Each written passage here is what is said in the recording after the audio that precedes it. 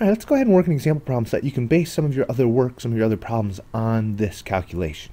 So let's take a look at number 5. Here on number 5, we got a certain sample of gas that has a certain temperature. Let's go ahead and call that T1, our starting temperature. We've got a certain volume, 2.00 liters measures volume, so here's our V1, and a certain pressure, 3.00 atmospheres, so here's our P1. What will be the new volume at 50 degrees Celsius? Well, this is a new temperature, and a new pressure, 1.00 atmospheres. That's a new pressure, and we're actually trying to solve for the new volume, so we're trying to solve for V2. Now, when we stop and think about this, let's figure out what's held constant. Is there anything being held the same? Because that might help us determine which gas law to use. If temperature's held constant, well, that's Boyle's law, P1, V1 equals P2, V2. Well, temperature's changing from 10 to 50. That's not the right one. We've also got Charles's gas law. In Charles's gas law, the pressure's held constant. Well, here we've got our pressure changing. So because everything is changing, let's go ahead and just write our formula. We're going to have to use the combined gas law. P1 V1 over T1 equals P2 V2 over T2. Well, cool. Now I see a problem. And the problem that I see right away is our 1 unit of temperature. In order for these gas laws to work, our temperature must be in Kelvin. If you remember, to get from Celsius to Kelvin, we add 273. So for our T1, we're going to take our 10.0 degrees Celsius, add 273 to get our temperature in Kelvin, which in this case would be 283. There's our new T1 in Kelvin. We do the same thing for T2. We would take our 50.0 degrees Celsius, add 273. When we do that, we find we get a temperature of 323 Kelvin. All right, we got all the pieces. Now it's just a matter of plugging it in and solving for what's missing. We know that the P1, the original pressure, was 3.00 atmospheres. We know the original volume, V1, was 2.00 liters. And we know that the original temperature in Kelvin was 283 Kelvin.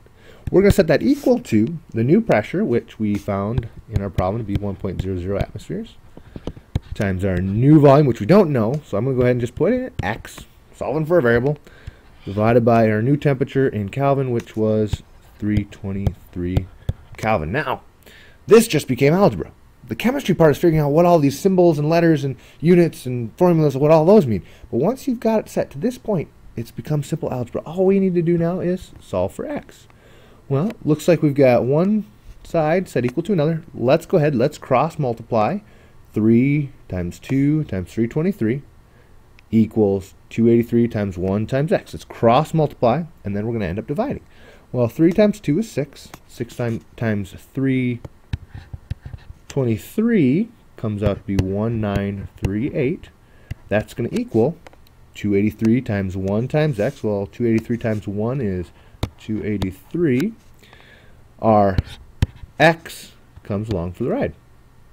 To solve for X, then, we're going to divide both sides by 283 to get the X by itself. When you do that, you find that your X comes out to be 6.85. Let's double check. 1, 2, 3 sig figs. 1, 2, 3 sig figs. 1, 2, 3 sig figs. 1, 2, 3 sig figs. 1, 2, 3 sig figs. Looks like 3 sig figs it is. Now, as we go back and look, we got to figure out our unit. Well, we're looking for volume. If we go back to our original problem, and we look at our units, we had atmospheres on the left side, atmospheres on the right.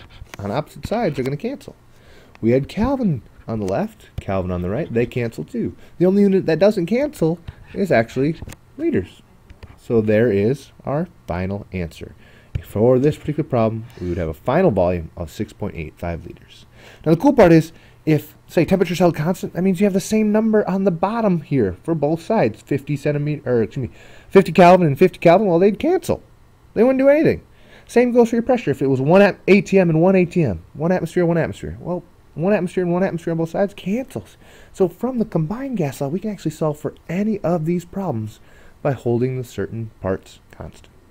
You give the rest a shot. Give me a ring-a-ding or an email or a hand in the air if you have any questions.